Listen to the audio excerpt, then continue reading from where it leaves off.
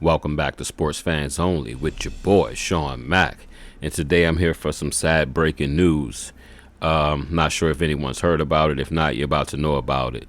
A guy by the name of Shane Devon Tamura. I hope I'm pronouncing that. I don't know if it's Tamara or Tamura. A 27-year-old guy from Las Vegas. He was a former high school star in high school, but he's 27 now, so that was a while ago.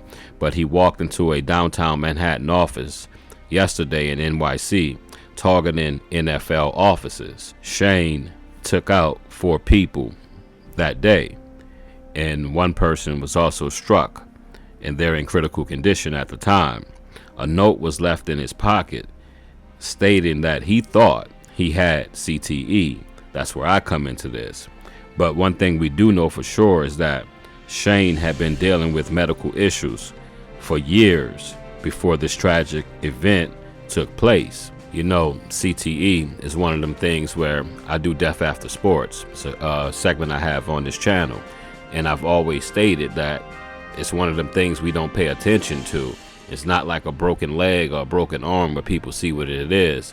What you're hurting is mental, and no one really can tell because CTE cannot be diagnosed to after postmortem, during postmortem.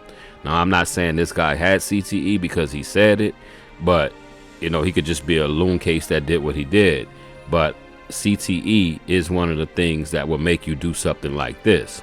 It will come out. They will do an autopsy later, and we would know if he had CTE, if he was telling the truth.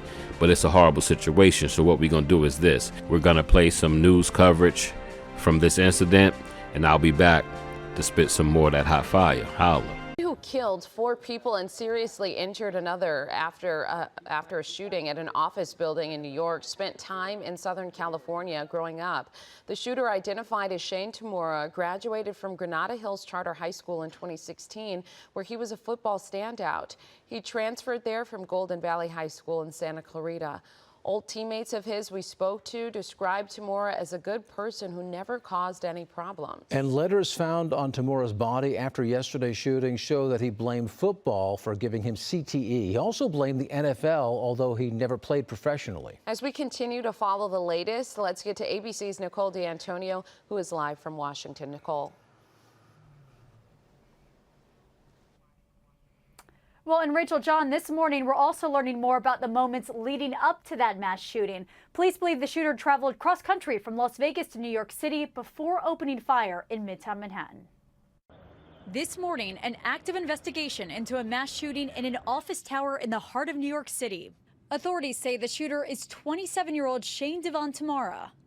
At the end of the workday Monday night, police say he walked towards 345 Park Avenue in Midtown Manhattan, wearing body armor and carrying a rifle. The building's security camera footage shows the shooter enter the lobby, turn right, and immediately open fire on an NYPD officer.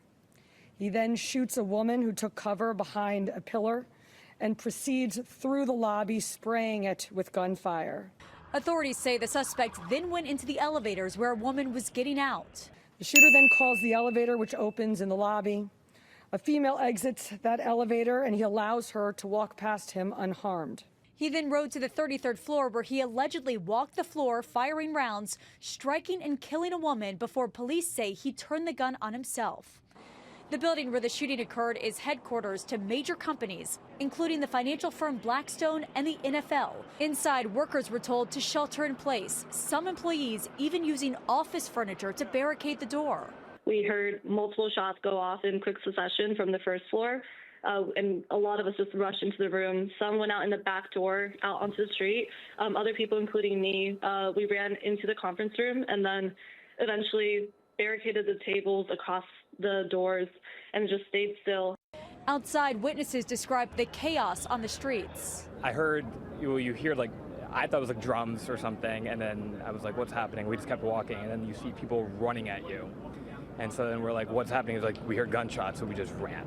In total, 5 people were shot, including an off-duty NYPD officer who was working security for the building. He leaves behind 2 young kids and a wife who's pregnant with their 3rd child.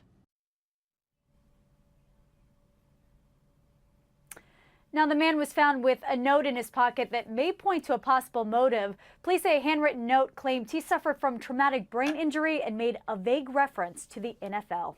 You know, I'm sorry for not saying this at the very beginning. I'd like to send my condolences to the families of the people that were lost during this incident, and may they rest in peace. Sorry for not putting that first. But one thing I can tell you is this: CTE or not, this young man was troubled. It was known that he had mental issues way before this happened, years before this incident took place.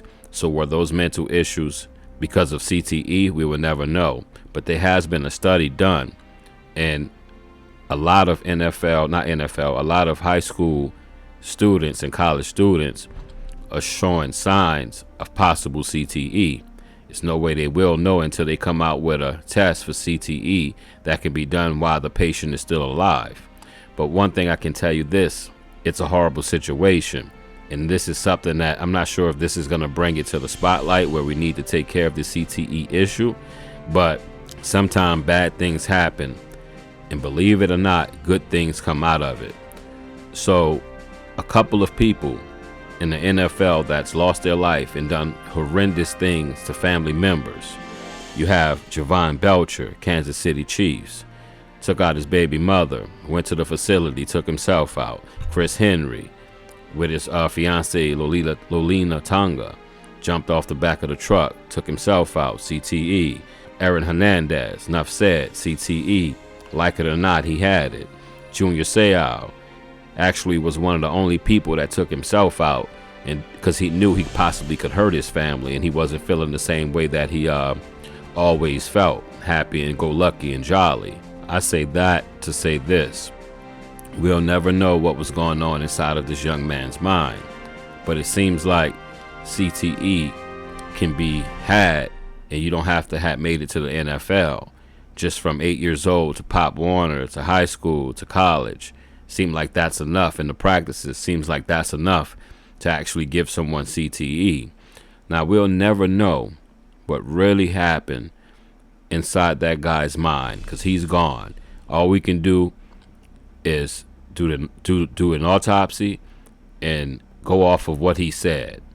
He felt, not sure if he had CTE, but we will know eventually, but he felt that he had CTE, and that might have been enough to push him over the edge. Why hunt down the NFL offices and people that work for the NFL, being that he never played in the NFL? Only God knows that, and only he will know that. I just know it's a tragedy, and I'd like to send my condolences to the family. I know it's going to be a rough time in the next few weeks, in a few years, losing someone that you love in such a horrific manner. I won't keep you long. On that note, I've been Sean Mack, and this is Sports Fans Only. Holla.